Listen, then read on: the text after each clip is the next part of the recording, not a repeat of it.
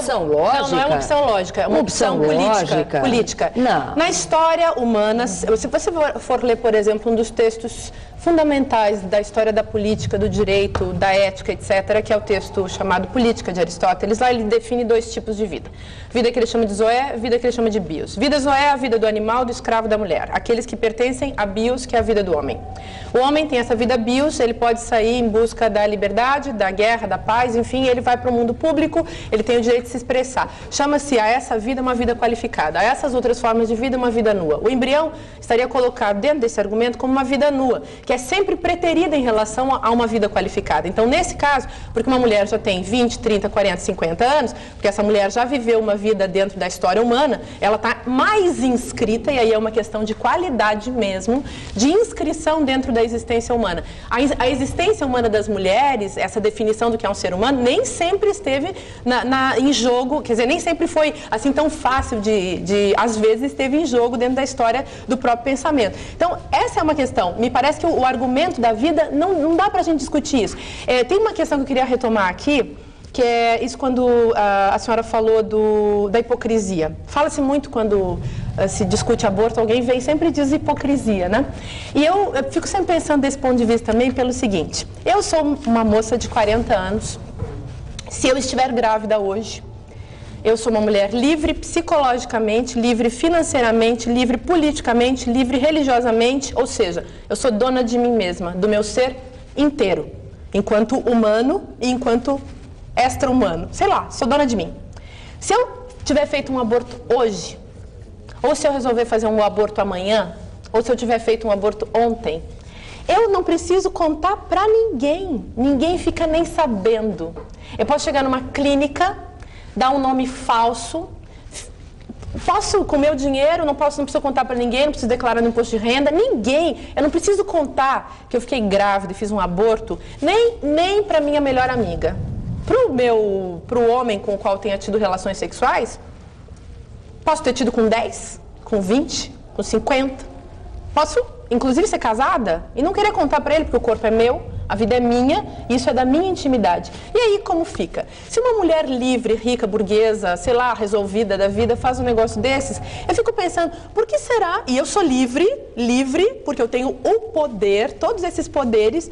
Por que será que uma pobre de uma moça que não tem as mesmas vantagens ou não conseguiu na vida as mesmas qualificações ou a mesma liberdade de expressão ou a liberdade corporal, por que essa pessoa, num país como o nosso, não teria o direito dessa mesma coisa? Na base disso tem mil questões históricas, sociais, políticas, jurídicas, é claro que sim, mas eu fico pensando, isso é que me faz sempre me lançar nesse argumento da soberania das mulheres, porque eu sei que eu sou soberana. Agora, tem um detalhe também, aí entra, esse é um argumento social, né? Você, descreveu e chegou na questão social, com um argumento social. Agora, o argumento social é consistente para defender a descriminalização? Eu acho o fato de mulheres pobres não terem acesso, se elas tiverem a convicção que elas querem, podem, e procuram uma forma de abortar, e não querem aquela gravidez, elas correm riscos, que é o que a senhora já citou,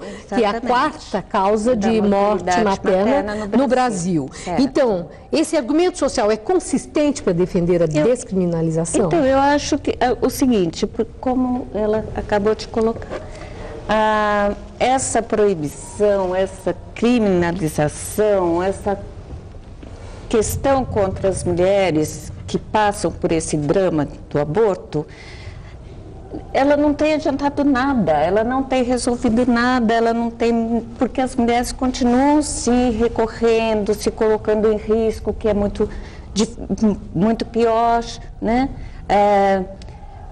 Nós perdemos mulheres, elas ficam com sequelas, isso é um prejuízo tremendo, tanto para a sociedade, para a comunidade, para a família onde ela vive, então eu acho que não... Inclusive porque não se preservam, não são instruídas a preservação, porque os meios de preservação são públicos e gratuitos. É uma questão cultural. É uma questão cultural? Não. Quer dizer, elas são uma culpadas. Questão de falta elas morrem porque falta, são culpadas. Falta de informação. A falta de informação falta de informação sobre o que fazer, como se preservar E onde buscar o preservativo? Isto realmente é ignorância, sem dúvida nenhuma. E é cultural. Porque não é necessário engravidar, não é preciso engravidar. Todo o serviço público, e lógico, essa senhora assistente social há de, com certeza, a doutora Irotilde, nos confirmar, fornece meios para evitar a gestação. Agora, Mas existe essa eficiência no Brasil? do serviço público, sim, sem dúvida. Existe. Em todas as cidades brasileiras, Olha, o país continental que somos, com a É o que nós evidente, Maria temos. Lídia, é evidente que nós temos diversidades enormes, o nosso país é um verdadeiro mundo. Sim, então não existe. Mas eu em vou lhe todo dizer lugar. que o acesso não é igual. Eu vou lhe dizer o seguinte, eu leciono no Brasil inteiro, do norte ao sul, e não é só nas capitais. Eu vou ao Amapá, Macapá e ali ao interior. A Belém, do Pará, e ao interior do Pará. E assim venho descendo até o Rio Grande do Sul, inclusive no interior do Rio Grande do Sul. Sei que isto evoluiu muito no Brasil todo. Não, há um claro avanço. que se formos a Amazônia e a selva amazônica, não teremos os mesmos meios que existem em Manaus. Isto é evidente.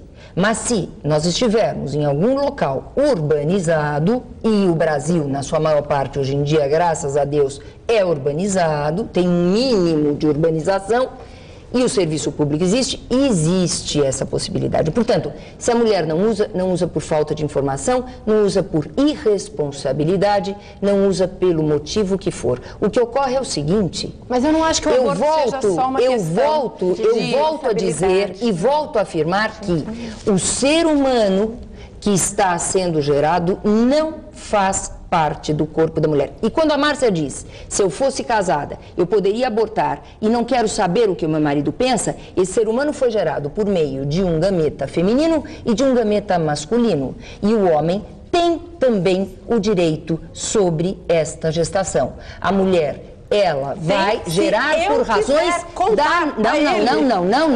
Não. A mulher vai gerar... A mulher vai gerar por razões da natureza humana, mas ela não gera sozinha, tanto assim que ela precisa do sêmen ou do esperma de um homem para que isso aconteça. E ela é tão soberana que ela pode ir a um banco de sêmen. Ela pode ir a um banco de sêmen. Mas você está distorcendo, Márcia. Você falou de casada, mulher casada, que pode abortar quando quiser e que o marido não tem nada a ver com isso. Eu não estou distorcendo, estou tentando apresentar a prova da minha soberania, Márcia, a mulher que é absurda casada, e a mulher que vive em para os conservadores. Não é uma questão de conservadorismo? Eu adoraria um país em que nós pudéssemos não engravidar, ou seja, tivéssemos educação, tivéssemos informação. Então vamos brigar por isso, vamos lutar por isso.